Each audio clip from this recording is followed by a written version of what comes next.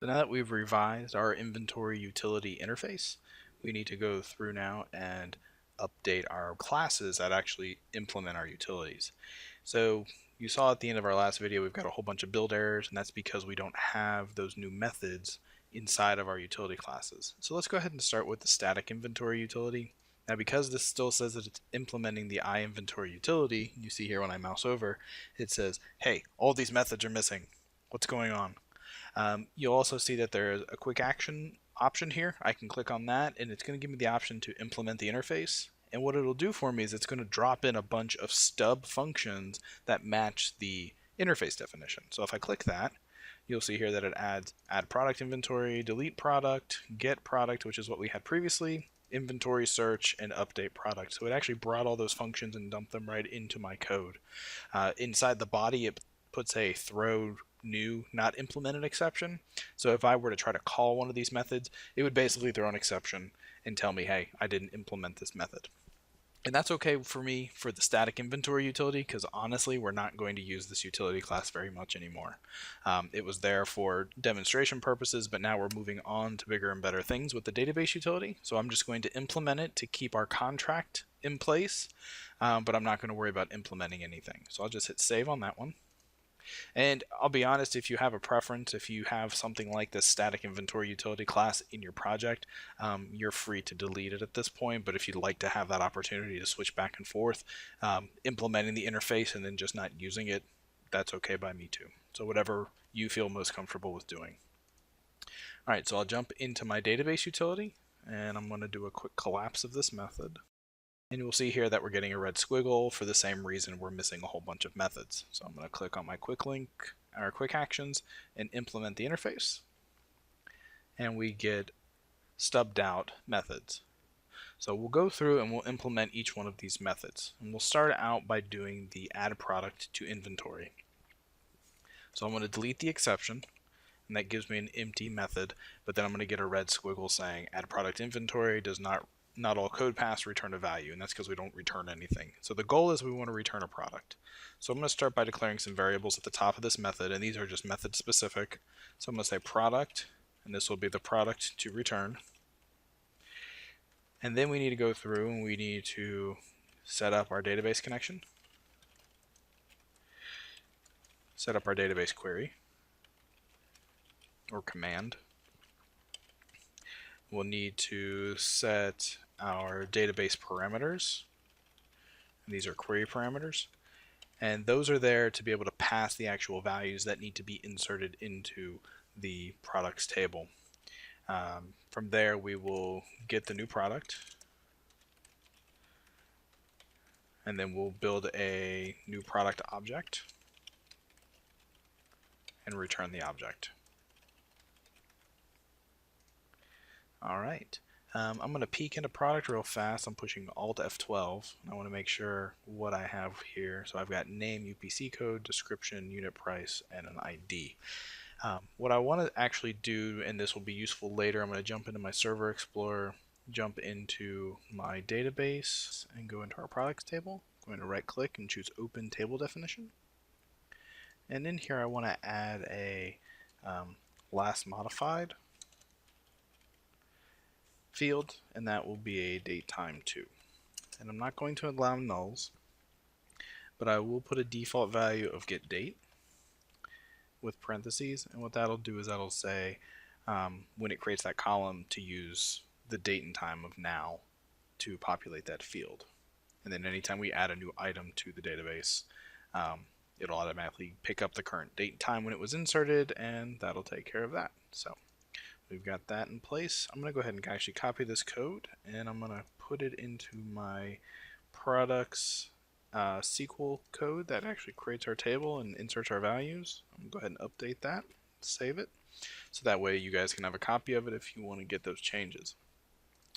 Alright, so we've now added that field, so we'll need to update our model real fast to accommodate for that new field. So we'll do public date time, last modified, get set. I'm going to go ahead and get rid of this internal because I just don't like internals. Alright, so we are in place, so let's go ahead and work on adding a product. So if we look at our get inventory, we'll see here that we've got our SQL connection, SQL command. We can probably reuse a good bit of this code here. So I'm going to go ahead and copy it, and we'll bring it up into our add product. Now the first thing that I do want to do before we get too far ahead of ourselves is that we've got our SQL connection string hard-coded. I want to make it so that we're actually pulling it from a configuration file instead of hard coding it in the code, because if our database moves or changes, then we have to go through and make those changes everywhere we're referencing the database. So instead, I'm going to go ahead and select the string with the quotes and cut that out. And then I'd like to put it into my app config file. So we haven't really talked about this file, but basically what it allows you to do is that it's an XML document that comes along with your application when it compiles and builds, and it turns into a whatever the name of your application is, .exe, .config. And inside of here we can put different things. You'll see here there's some startup settings that are already defined.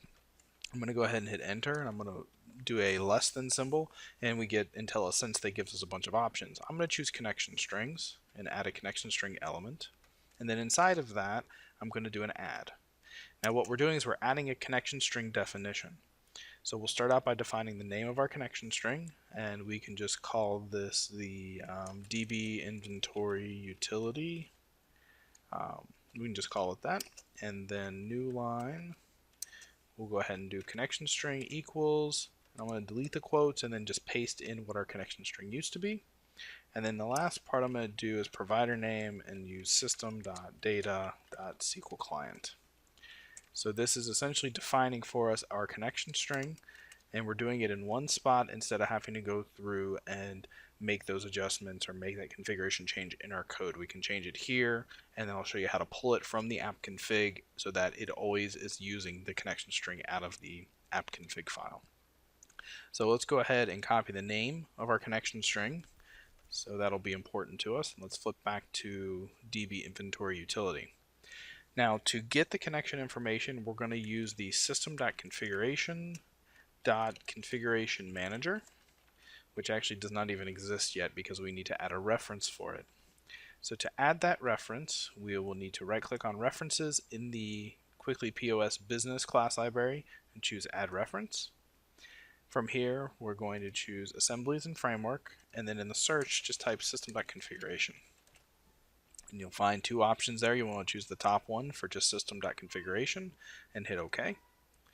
And that will bring in the configuration library into our project.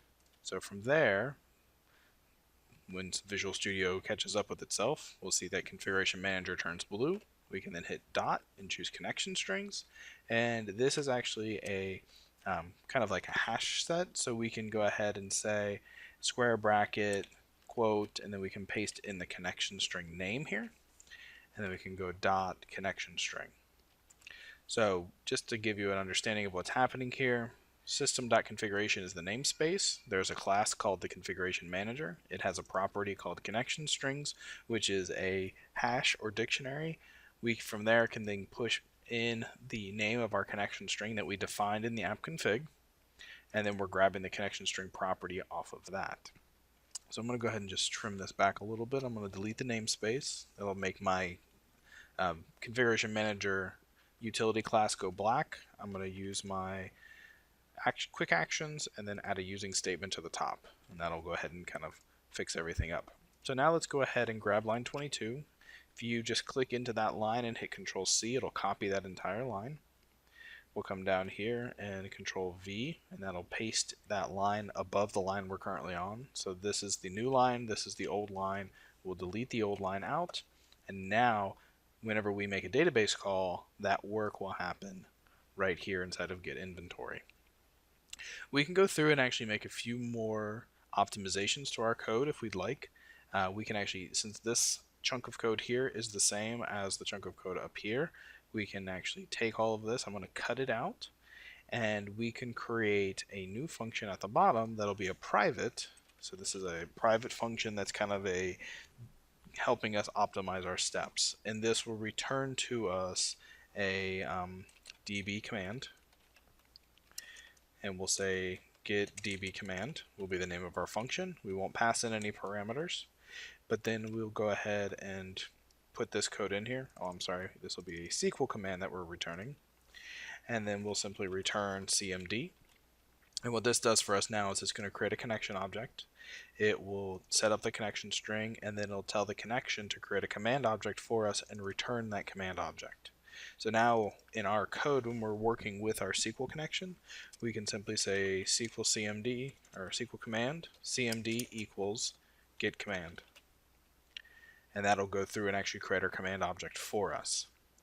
Now the only other change we'll have to make here is that we no longer have a con variable, so we'll have to say cmd.connection.open, and then we need to find, for this we don't have a close because our reader is closing the connection. So this was inside of get inventory. So we have the SQL command, so this is us getting command.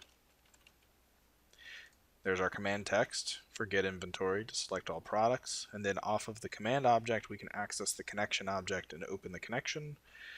When we do our reader, we close the connection after we're done, and we close the connection and the reader at the same time. So then up here under add products to inventory, we can do much the same thing. I can get rid of the connection string definition, and then I can simply say get db command, and that'll go through the work of getting the connection and the command for us. So that's called refactoring. We've gone and taken some code and we've taken pieces of it and moved it somewhere else, so that way we can do our work more efficiently. So from here we're now going to update this statement. It's no longer going to be a select statement. We're going to do an insert into our product table, and the trick here will be for us to identify the fields that we want to update. So within the C# language, you can put an @ in front of a string, and this gives you the flexibility of making it a multi-line string without having to do escape characters. So we can say insert into products, and then the SQL statement for an insert would be for us to list out all of the columns we want to insert into. So I'll twirl this open so we can see them. Now the ID field is an identity field, so it'll auto number, so we should not need to define what the ID is. It'll automatically number itself. So we want to do name, UPC code, description, unit price, and last modified. And then the values that we want to actually insert will be listed in the parentheses. Now what we're going to use here is query parameters to pass our values in. Now this is a good practice to use when you're writing code, because it's important that you utilize these query parameters instead of just concatenating strings together.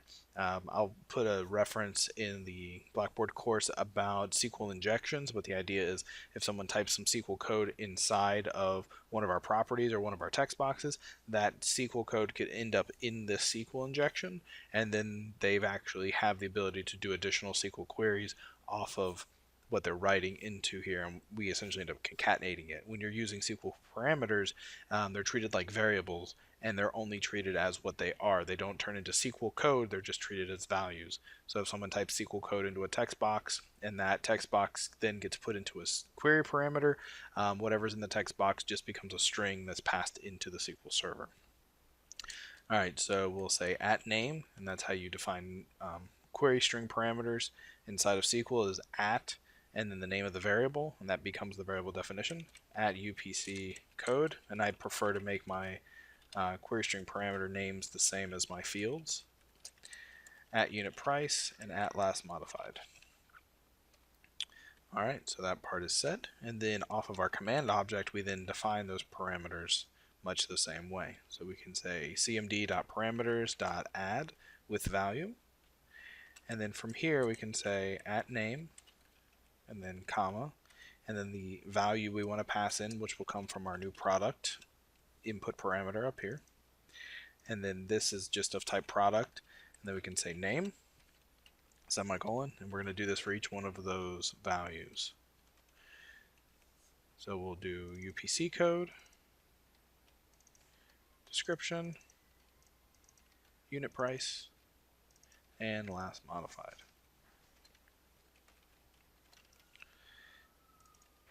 And then we'll have to update these properties as well. So UPC code, description, unit price,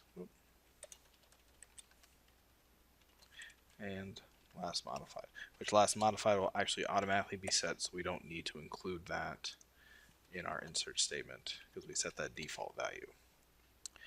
Alright, so that is all in place. The last thing I want to do is I want to select add identity from products. And what this is going to do for us is that it'll return back the ID of the new product that we just inserted. And that'll be important for us to be able to finally get the new product back out. So we'll need to execute the query. So this will involve a try-catch block. So we'll do cmd.connection.open and open our connection. CMD, and I'm going to do an execute scalar.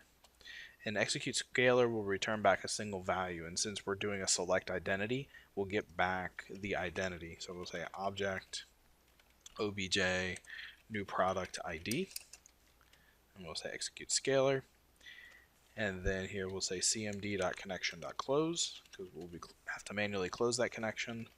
We'll do a catch block here to catch any exceptions, and for now I'll just simply rethrow the exception. And then we need to get that new product. So we have a variable that we've defined as product to return. So the product to return will equal get inventory. We need to write this method. So we'll say get inventory, and then we can pass in the obj new product ID. We'll need to cast that as an integer, and that'll be a new function that we'll create that will get the product out of the database and return it to us. Now you see here we're getting red squiggles on obj new product ID. It's because I defined it within this catch or this try catch block. So what I need to do is take the variable declaration and move it out of here. And now that's declared there, but we'll actually initialize or set its value inside of the try catch block. So now the scope of this is beyond the try catch block, and we can see it when we get down here. So we've got that in place. We can then turn around and the new product will be building that as part of the get inventory, and then we can simply return product to return, and that will finish out the adding of new item. Now get inventory here is a little different than the one we had before. We're looking for a method that says get inventory, but it takes in that ID as the input parameter and returns just that single product. So I'm going to go ahead and use this method as a blueprint. So I'm going to copy all of its code, collapse it, and then I'm going to do public product as my return type, get inventory. Let me get my mouse out of the way. And then it's going to take in an int, which will be the product ID. I'm going to paste that body back in here. Let's get this out of the way so it's a little easier to read. And then we need to go through and make adjustments. So now instead of returning a collection of products, we're just going to have a single product. This will be the product to return. And we'll have our command. So we'll select all from products where the ID equals this at ID. And then in our data reader, we actually need to, well, before we do that, we'll need to do cmd.parameters.add with value. And we'll say add ID, comma, then we'll use our product ID input parameter. So we're going to utilize those parameters again to get the selected product out. So we'll open up our connection as before, we'll run our reader, and now instead of doing a while, we'll simply do an if reader.read. So if we get a row back, then we'll create a new P for product. There's no need to add it to the collection. And then from here, the last step will be prod to return equals new P. So we're moving the value of the product. Actually, let's do this. Instead of worrying about that inner outer passing, we can just say prod to return equals new product, grabbing those values. And then we also need to update this so that the last modified equals date time, reader last modified. And we'll need to copy that value or that line of code and include it in get inventory when we're done.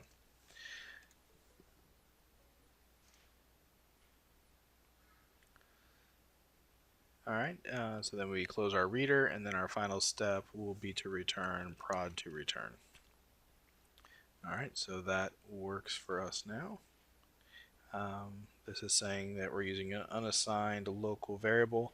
So if we don't make it into this if statement, this will end up becoming undefined and we can't return an undefined value. So we can go ahead and say prod to return equals null up here. So we just initialize it to a null value and we can return null. So that fixes that issue. So let's collapse that and let's make that last adjustment to get inventory. So we'll do a comma and we'll add that last modified. So now we've got everything updated and in good shape. All right, so we added a product, get inventory, get inventory. So we've gone ahead and started to implement our DB inventory utility. We have our add product to inventory method completed. And our next step will be for us to implement the update product inventory and the deletes.